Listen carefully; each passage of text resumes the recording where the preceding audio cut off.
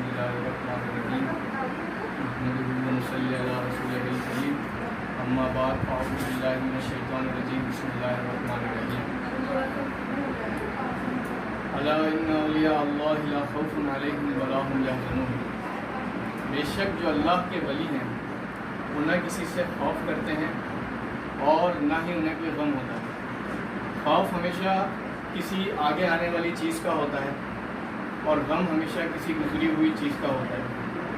تو گویا اولیاء اللہ وہ لوگ ہوتے ہیں کہ جو اللہ کے اوپر بہت زیادہ ڈیپینڈنٹ ہوتے ہیں، لہذا انہیں کسی چیز کا خوف نہیں ہوتا، انہیں کسی چیز کا ڈر نہیں ہوتا کہ آگے ہمارے ساتھ کیا ہو جائے گا۔ تو وہ جو کام کرتے ہیں وہ اللہ کی رضا کے لیے کرتے ہیں اور ان کا صلہ اللہ کے پاس ہوتا ہے، چاہے اللہ ہنسائے چاہے اللہ رلائے۔ اور دوسری چیز کہ انہیں کسی چیز کا غم نہیں ہوتا۔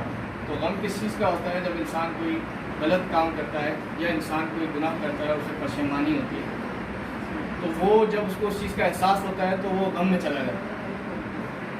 یا انسان کی کوئی چیز کھو جاتی ہے یا انسان کے پاس سے کوئی چیز اس کی محبوب چلی جاتی ہے، جیسے اس کی دولت چلی گئی یا اس کو کوئی چیز ملنے والی تھی وہ نہیں ملی، تو انسان کو اس چیز کا غم ہوتا ہے۔ تو نہ تو وہ کوئی گناہ کرتے ہیں اور نہ ہی وہ کوئی کسی چیز سے ایسی امید رکھتے ہیں کہ انہیں اس چیز کا غم ہو۔ تو اللہ تعالیٰ نے یہ صفت قرآن کریم میں بیان کی ہے۔ آج ہم حضرت قبلِ عالم کے یوم پیدائش کے موقع کے اوپر یہاں جمع ہوئے ہیں اور اس حوالے سے حضرت قبلِ عالم کے چند واقعات، حالات زندگی، ان کے پیدائش کو میں آپ کے سامنے بیان کروں گا۔ سب سے پہلے حضرت قبلِ عالم کی یوم پیدائش کے حوالے سے گفتگو کرتے ہیں۔ حضرت قبلِ عالم کی پیدائش پیر کے دن ہوئی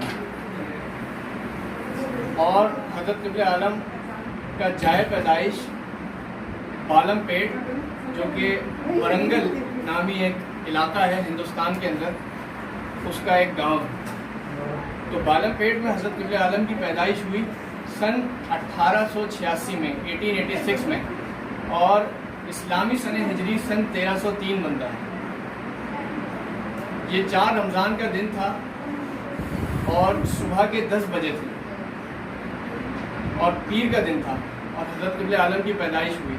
تو ان تمام واقعات کو حضرت قبلِ عالم نے ایک اینالوگی قائم کی ہے کہ حضرت قبلِ عالم کا جو یوم پیدائش ہے وہ چوتھے دن ہوا اور 10 بجے یعنی 6 بجے جو ہے طلوع فجر ہوتی ہے، تو 6 بجے کے بعد آگے 4 گھنٹے کے بعد یعنی چوتھے گھنٹے حضرت قبلِ عالم کی یوم پیدائش، چوتھا دن چوتھا گھنٹہ۔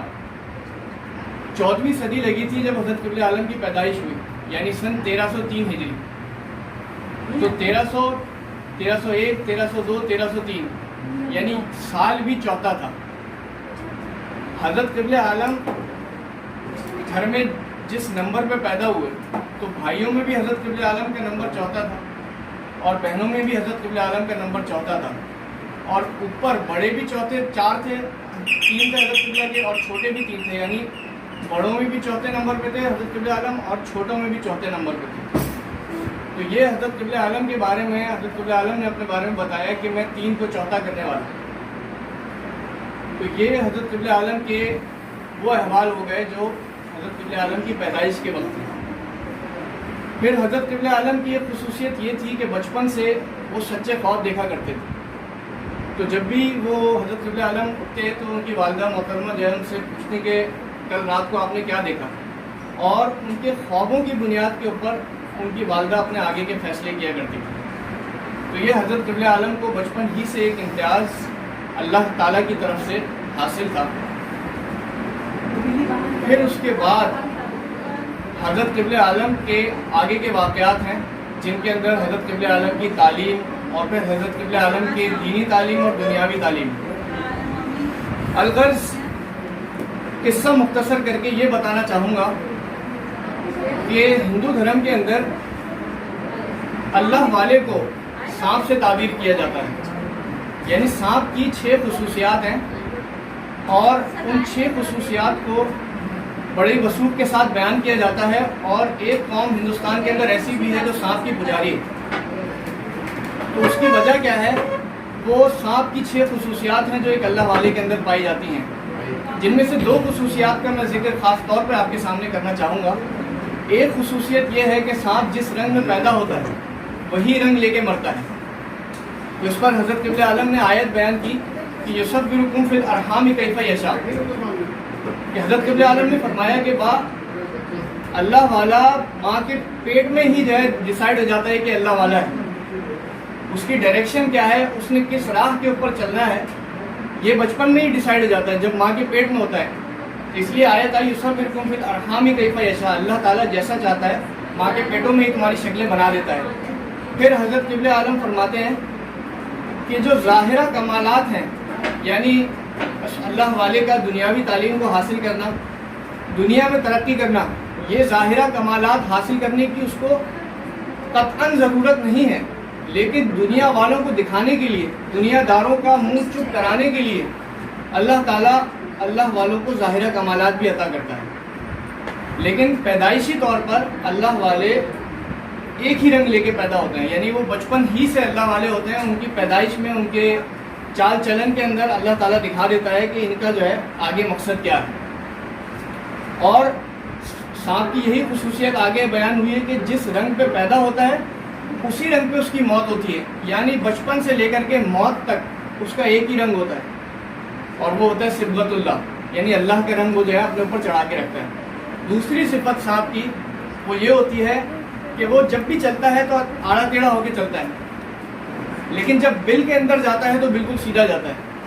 تو بالکل اسی طریقے سے ایک اللہ والے کی یہ پہچان ہوتی ہے کہ وہ دنیا کی نظر میں تو آڑا ٹیڑھا دکھتا ہے، یعنی کہ اس کے جو اعمال ہوتے ہیں، جب وہ اللہ اور اس کے رسول کی حمایت میں، جب وہ اللہ اور اس کے رسول کی پیروی کے اندر کوئی کام کرتا ہے تو ہر انسان اس کو سمجھتا ہے یہ تو پاگل ہے، یہ ٹیڑھا آدمی ہے۔ مثال دیتا ہوں کہ اگر کوئی انسان جاب کے اوپر، فار ایگزامپل میں جاتا ہوں، اگر آپ جو ہے وہاں پہ سچ بول رہے ہیں کچھ دنوں تک تو اوپر سے لے کر نیچے تک سب ہل جاتے ہیں، حالانکہ اللہ کا حکم ہے کہ سچ بولنا، لیکن اگر آپ سچائی کی راہ پہ چل کر دیکھ لیں ایک بار تو اوپر سے نیچے تک سب ہل جاتے ہیں۔ درس یہ دیا جائے گا آپ کو کہ نہیں، آپ نے جو ہے سچ نہیں بولنا، آپ نے بات کو گھما کر کرنا ہے، کیونکہ اسی سے جو ہے آپ کی دنیا میں کامیابی ہے۔ لیکن اللہ والا اس کے خلاف چلتا ہے تو وہ کیا کہلاتا ہے دنیا کی نظر میں؟ ٹیڑھا ہے۔ لیکن جب اللہ کی طرف جاتا ہے تو بالکل سیدھا سیدھا جاتا ہے۔ تو یہ سانپ کی صفت ہے کہ جب وہ جو ہے دنیا، جب وہ عام راستے پہ چل رہا ہوتا ہے تو وہ ٹیڑھا ٹیڑھا چلتا ہے، دنیا کی نظر میں ٹیڑھا ہوتا ہے، لیکن جب بل میں داخل ہوتا ہے، جب اللہ کی راہ پہ چلتا ہے تو بالکل سیدھا سیدھا جاتا ہے۔ تو یہ ایک صفت ہے اللہ والے کی۔ تو یہ 6 صفات بیان ہوئی ہیں، جن میں سے 2 میں نے آپ کے سامنے بیان کی۔ اب حضرت قبلہ عالم کے مقصد کے اوپر آ جاتے ہیں، اور حضرت قبلہ عالم کے زندگی کے ایک خاص پہلو کے اوپر اس زمن میں، کیونکہ یہ جو پورا مشن حضرت قبلہ عالم لے کر آئے ہندوستان کو مسلمان کرنے کا، نشاط الثانیہ اسلام کا، اس پورے مشن کا جو لب لباب ہے، اس پورے مشن کا جو لب لباب ہے، یا اس پورے مشن کا جو ایک بگ پکچر ہے، وہ میں آپ کے سامنے رکھنا چاہتا ہوں۔ اور یہ بہت ہی اہم موضوع ہے، کیونکہ اس کے بارے میں صرف حضرت قبلہ عالم نے ہی نہیں، بلکہ حضرت قبلہ عالم سے پہلے اور اولیاء اللہ نے اور خود علامہ اقبال نے بھی اس کے حوالے سے بہت کچھ کہا ہے۔ وہ کیا ہے؟ وہ ہے تعلیم فقر، یعنی فقیری کی تعلیم۔ اللہ تعالیٰ نے قرآن میں فرمایا الشیطان یعیدکم الفقر، کہ شیطان جو ہے تمہیں فقیری سے ڈراتا ہے، اور حضور صلی اللہ علیہ وسلم نے فرمایا کہ الفقر فقری والفقر منی، کہ مجھے فقیری پر فخر ہے اور فقیری مجھ سے ہے۔ اور پھر آگے حضور صلی اللہ علیہ وسلم فرماتے ہیں کہ انبیاء کے جو اعمال ہیں ان کے اندر میں جس چیز پر فخر کروں گا وہ میری فقیری ہے۔ یعنی ساری دنیا کے اندر غریب اور فقیر آدمی کو رذیل اور ذلیل سمجھا جاتا ہے، لیکن واحد ایک دین اسلام ایسا دین ہے، قربان جائیے رسول اللہ صلی اللہ علیہ وسلم پر، غریبوں کو حضور نے کتنی عزت اور عظمت بخشی ہے۔ حضور فرماتے ہیں کہ بدأ الاسلام غریبا سیعود غریبا کما بدا، کہ اسلام کی ابتدا غریبوں سے اور اس کا اعادہ بھی غریب لوگ کریں گے۔ کتنی عزت بخشی ہے، یعنی اسلام اگر زندہ ہوگا تو وہ غربا کے، فقراء کے دم سے ہوگا۔ تو اس فقیری کے بارے میں حضرت قبلہ عالم کیا فرماتے ہیں، ذرا سماعت فرمائیے۔ حضرت قبلہ عالم فرماتے ہیں کہ ذات احمد تو فقیری کو سکھانے آئی۔ یعنی مقصد کیا ہے؟ یہ بہت بڑا مقصد ہے، آپ اس کے اوپر غور کیجئے گا۔ یعنی فقیری ہے کیا؟ کہ انسان جو ہے اپنے دل کے اندر دنیاوی چیزوں کی زن زر مال متاع ان چیزوں کی خواہشات نہ رکھے۔ یعنی کہ دوسرے لفظوں میں اس کو ایسے کہا جاتا ہے کہ جس طرح خلیفۃ اللہ یا بادشاہ ہوتا ہے، اگر دنیا دار بادشاہ کو دیکھیں اور اس کے کمپیریزن میں خلیفۃ اللہ کو دیکھیں تو ہوتے دونوں بادشاہ ہیں، ہوتے دونوں شہنشاہ ہیں، لیکن ایک جو ہے تخت کے اوپر بیٹھا ہوتا ہے اور ایک مسند پہ بیٹھا ہوتا ہے، ایک چادر بچھا کے بیٹھا ہوتا ہے۔ ایک کے پاس اگر مال و متاع اور دولت لا کے دی جائے تو وہ اپنے پاس جمع کر لیتا ہے اور جمع کرتا ہے، ایک کے پاس اگر لا کے دی جائے تو وہ لوگوں میں تقسیم کر دیتا ہے۔ کیا ہوا کہ جب حضرت عمر فاروق رضی اللہ تعالیٰ عنہ کے پاس کسریٰ نے اپنے قاصد بھیجا تحفے تحائف دے کر ان کو لالچ دلانے کے لیے، تو مختلف انواع و اقسام کے اس کے اندر تحفے تحائف تھے، مختلف دنیا بھر کی چیزیں تھیں، اور ایک بہت ہی خوبصورت غلام تھی، ایک بہت ہی خوبصورت لونڈی بھی تھی۔ تو حضرت عمر کے پاس جب وہ پیشکش کی گئی تو جوڑا دیا گیا، تو انہوں نے کہا کہ یہ جوڑا جو ہے فلاں کو ضرورت ہے، یہ تم لے لو۔ مال لا کے دیا گیا تو مال کہا اس کو بیت المال میں جمع کرا دیجئے تاکہ اس سے جو ہے ملک کی فلاح و بہبود اور اسلام کی دین کی خدمت کا کام ہو۔ پھر جب لونڈی پیش کی گئی تو سامنے ایک نوجوان بیٹھا تھا، کنوارا تھا، تو انہوں نے کہا یہ لونڈی اس کو دے، اس سے اس کی شادی نکاح کرا دیا۔ تو گویا اپنے پاس کچھ نہیں رکھا۔ یہ ہوتا ہے فقیر، یعنی ہوتا اس کے پاس سب کچھ ہے، دنیا بھر کی دولت ہوتی ہے۔ حضرت عمر کون؟ شیروں کا شکار کرنے والے۔ حضرت عمر کون؟ جن سے جو ہے پورا عرب کانپتا تھا، لیکن دل میں کیا ہے کہ دنیا داری کی خواہش نہیں ہے۔ تو ایسے فقیر اللہ والے جب مسند حکومت پر بیٹھتے ہیں، جب مسند خلافت پر بیٹھتے ہیں، تو پھر جو باقی مسلمان، باقی جو دنیا ہوتی ہے ان کی جان اور مال کی حفاظت ہوتی ہے۔ تو حضرت قبلہ عالم فرماتے ہیں کہ ذات احمد تو فقیری کو سکھانے آئی، جس کی قوت سے ہلاک ہو گئے قیصر کسریٰ۔ یعنی فقیری کتنی بڑی چیز ہے کہ دنیا کی سپر پاور کو اس نے ہلاک کر دیا۔ ذات احمد تو فقیری کو سکھانے آئی، جس کی قوت سے ہلاک ہو گئے قیصر کسریٰ۔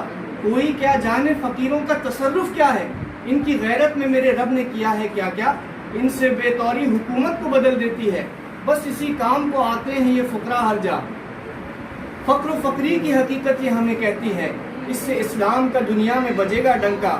تبلیغ اور دیکھیں یہ کتنی بڑی نعمت ہے کہ تبلیغ و ہجرت و غزوات و جہاد اس سے ہیں۔ یعنی کہ اسلام کی جو 3 بنیادی سنتیں ہیں کہ جو ہے جو آپ تک پہنچا ہے اللہ کا پیغام وہ آپ دوسروں تک پہنچائیں، تبلیغ، اور اس کے نتیجے میں جو مصائب یا مصیبتیں آپ کے اوپر آئیں گی ان کو آپ برداشت کرتے ہوئے ہجرت کریں، ہجرت اور غزوات و جہاد، یعنی کہ دین کو استھاپن کرنے کے لیے، دین کو قائم کرنے کے لیے آپ تلوار اٹھائیں، تو یہ جو ہے جہاد۔ حضرت قبلہ عالم فرماتے ہیں تبلیغ و ہجرت و غزوات و جہاد اس سے ہیں، بس انہی 4 سے مل جاتی ہے رضوان اللہ۔ تو یہ فقیری ایک بہت بڑی نعمت ہے۔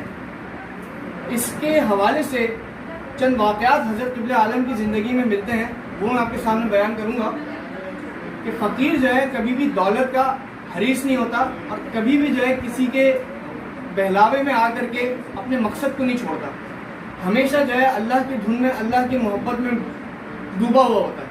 تو حضرت قبلہ عالم جب دھاڑے وار میں تھے تو وہاں کے کچھ سادھوؤں نے چاہا، وہاں کے کچھ پنڈتوں نے یہ چاہا کہ یہ جو ہے سکون سے بیٹھیں اور ان کی جگہ تبلیغ ہم کریں۔ تو حضرت قبلہ عالم کے پاس پلان لے کے پہنچ گئے کہ آپ جو ہے یہ کریں اور جو ہے ہم جو ہے تبلیغ کریں گے۔ تو حضرت قبلہ عالم اور جو ہے آپ ایک جگہ پہ بیٹھ جائیں۔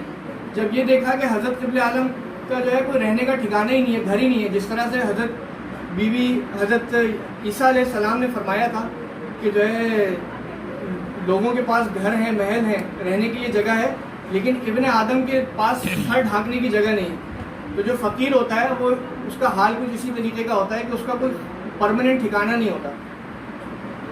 تو حضرت قبلہ عالم کے پاس پھر دوسری پیشکش لائی گئی لنگایتوں کی طرف سے کہ آپ جو ہے ہم آپ کو سونے کا مندر بنا کے دیں گے، سونے کا مٹھ بنا کے دیں گے، آپ جو ہے بس محمد صاحب کا نام لینا چھوڑ دیں، ہم جو ہے آپ سب کی بیعت کر کے آپ کو وہاں سونے کے مٹھ میں بٹھا دیں گے۔ حضرت قبلہ عالم نے فرمایا کہ میں تمہارے دلوں میں بیٹھنے کے لیے آیا ہوں، میں سونے کے مٹھوں میں بیٹھنے کے لیے نہیں آیا۔ تو حضرت قبلہ عالم نے جب ان کی بھی پیشکش کو جو ہے ٹھکرا دیا، پھر اس کے بعد اہل حدیث لوگ آ گئے، وہابی آئے۔ وہابیوں نے کہا کہ حضرت ہم آپ کو جو ہے بنگال کی 400 مساجد ہیں، ہم جو ہے آپ وہ ساری کی ساری جو ہے آپ کے لیے وقف کرتے ہیں، آپ جو ہے ہمارے پاس آ کے بیٹھ جائیں۔ حضرت قبلہ عالم ان کے بھی طول پر پورے نہیں اترے۔ پھر ان کے پاس جو ہے دیوبند اہل تشیعوں کی جماعت آئی، انہوں نے جو ہے کئی ہزاروں روپے کے بعد حضرت قبلہ عالم کی قدر لگانی چاہیے، حضرت قبلہ عالم نے اس کو بھی ٹھکرا دیا۔ تو اللہ والا جو ہوتا ہے وہ کبھی بھی کسی دنیا دار کے منصوبے پہ عمل نہیں کرتا، حتیٰ کہ اگر کوئی دین کے لیے بھی کوئی کام کرنا چاہتا ہے، جس طرح دیوبند کے لوگ آئے اور انہوں نے حضرت قبلہ عالم کو کہا کہ ہم جو ہے ہمارے پاس یہ منصوبہ ہے اور آپ ہمارے حساب سے جو ہے اس کام پہ اس طرح عمل کریں، تو اللہ والا اس کے اوپر بھی اپنی مرضی سے نہیں کرتا۔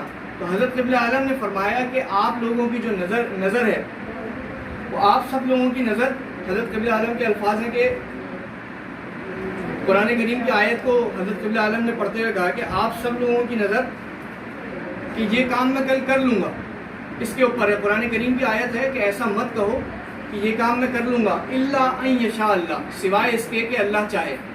تو کبھی بھی ایسا مت کہو کہ یہ کام میں کر لوں گا الا ان یشاء اللہ، سوائے اس کے کہ اللہ چاہے۔ تو حضرت قبلہ عالم نے فرمایا کہ آپ سب لوگوں کی نظر کہ آپ سب لوگوں کی نظر آیت کے اس حصے پر ہے کہ یہ کام میں کر لوں گا، لیکن میری نظر جو ہے الا ان یشاء اللہ پر ہے۔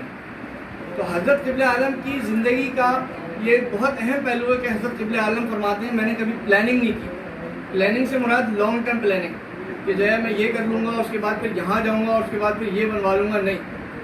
حضرت قبلہ عالم فرماتے ہیں کہ میں نے جو ہے جب بھی مجھ سے میرے دوست، میرے احباب پوچھتے تھے کہ آپ کیا بننا چاہتے ہیں، تو میں کہتا تھا کہ میں کچھ بھی نہیں بننا چاہتا، میں وہ بننا چاہتا ہوں جو مجھے اللہ بنا دے۔ تو یہ ایک بہت بڑا حضرت قبلہ عالم کی زندگی کا پہلو ہے کہ حضرت قبلہ عالم نے کبھی بھی پلاننگ نہیں کی، اپنی منصوبہ بندی نہیں کی۔ تو حضرت قبلہ عالم کو جتنا بھی بنایا، جن حالات سے حضرت قبلہ عالم گزرے ہیں، وہ تمام کے تمام حالات اللہ تعالیٰ کی طرف سے لائے ہوئے تھے۔ تو یہ پیورٹی اور یہ ڈیڈیکیشن، یہ صرف اور صرف حضرت قبلہ عالم کی اللہ تعالیٰ کی محبت میں ڈوبنے کی وجہ سے، اور اس میں بہت بڑا درس ہمارے لیے حضرت قبلہ عالم کی زندگی کے اندر سے ہمارے لیے فقیری کا ہے۔ تو اللہ تعالیٰ سے دعا ہے کہ اللہ تعالیٰ ہم سب کو یہ توفیق دے کہ ہم فقیری کو صحیح معنوں میں سمجھ پائیں، اور حضرت قبلہ عالم نے جو ایک مشن شروع کیا تھا جس میں خاص طور پہ انسانیت کو دنیا داری سے چھڑانے کی اور دنیاوی محبت سے دور کرنے کی ایک بہت بڑی تگ و دو جس میں شامل تھی، اللہ تعالیٰ ہمیں اس مقصد کی طرف واپس سے گامزن کرے۔ حضرت قبلہ عالم فرماتے تھے کہ دجال دھوکا ہے، دجال اگر آپ کو یہ کہے کہ آپ جو ہے بالوں کو کٹ کرواؤ تو آپ بالوں کو چھوڑ دو۔ حضرت قبلہ عالم جو ہے اس قدر جو ہے مخالفت کرتے تھے کہ آپ جو ہے دجال جو ہے آپ کے پاس اکنامک بڑے پلانس لے کر آیا۔ حضرت قبلہ عالم فرماتے تھے کہ ان اکنامک پلانس سے ہٹ کر کے جو ہے میں نے جو ہے فقیری کا درس دیا۔ تو اللہ تعالیٰ جو ہے ہم سب کو توفیق دے کہ ہم جو ہے حضرت قبلہ عالم کے اس پیغام کو سمجھ پائیں اور حضرت قبلہ عالم کے نقش قدم پر، اپنے پیر و مرشد کے نقش قدم پر دین اسلام کی خدمت کر پائیں۔ آمین ثم آمین۔